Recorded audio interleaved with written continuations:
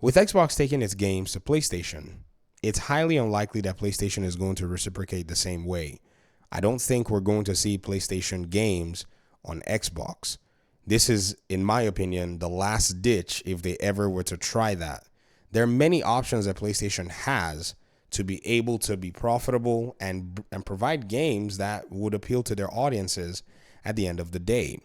In today's video, we're going to look at some data sets. I know some people don't like looking at sales numbers, or maybe when they see sales numbers in charts that, show that maybe PlayStation is not, having this upper hand that they've always perceived, it kind of offends them. But, the thing about data is it's neutral, and it can be used wisely and it can be construed as well. That's another thing. Today, though, what we're going to look is we're just going to look at the trend of exactly what the data sets are actually doing. What I mean by that is we're going to look at the PlayStation games that have sold, what they've sold from the details that we got from the Insomniac leak. And we're going to see what games are getting sequels, remakes, and potential development titles that are attached to them, and why some other games are more than likely not getting these same, treatments. So this chart that actually came up the other day was somebody matching the Nintendo Switch sales data with PlayStation. They were looking to see how PlayStation sells compared to Nintendo.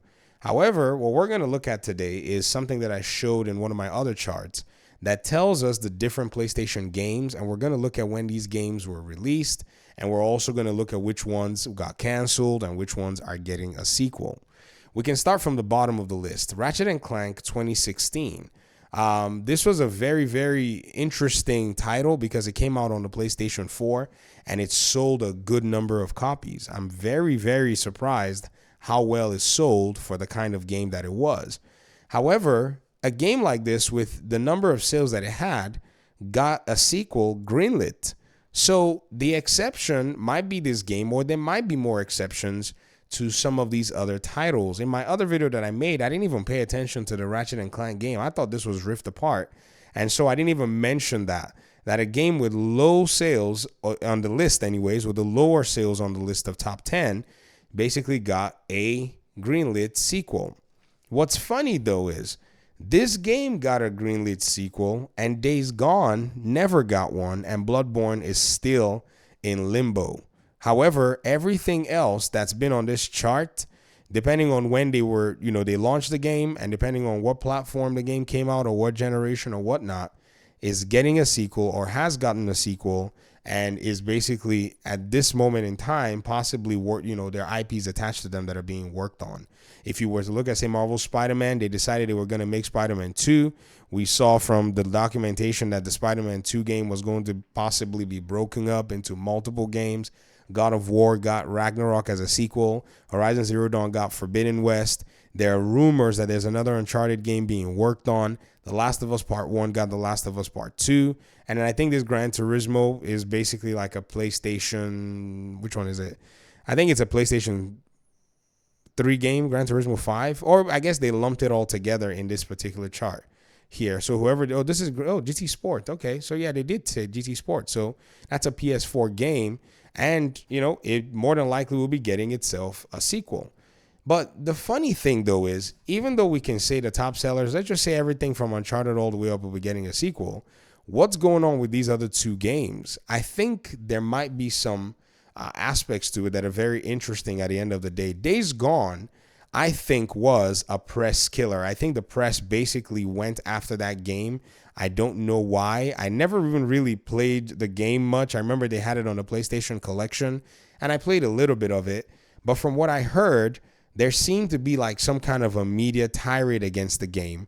And its game director basically said, coming out with your game at a 70 Metacritic score kind of ensures that you're no longer going to be a game director very long. Perhaps that happens in the Sony pipeline. And so this is basically what, people, kind of read from it. However, the user scores for Days Gone tell a different story.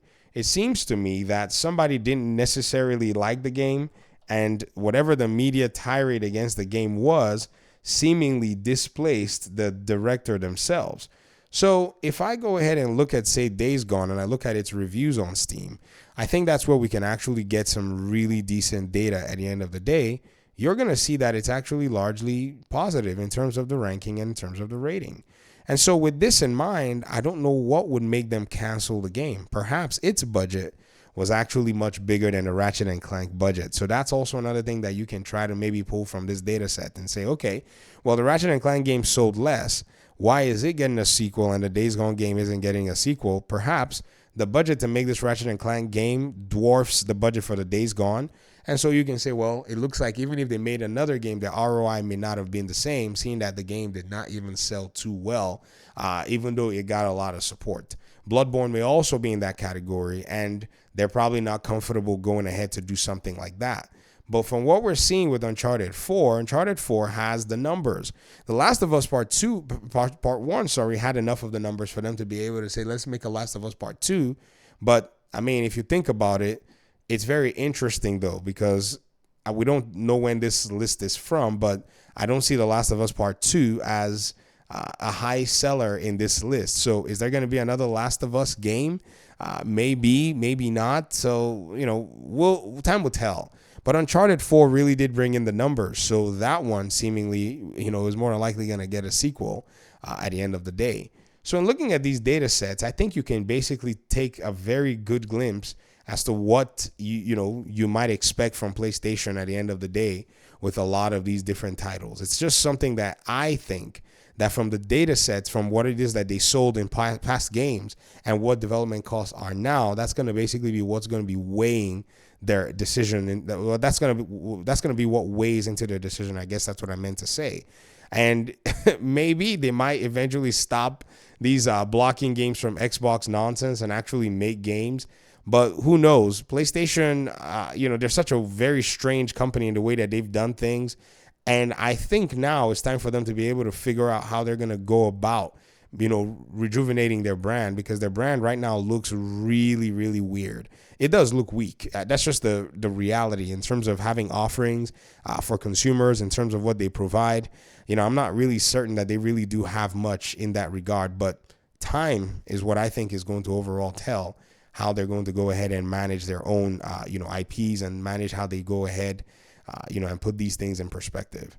But let me hear your thoughts in the comment section. Thanks so much for watching the video. I really appreciate you guys' time and audience, and hopefully we'll talk pretty soon in another one. Peace out.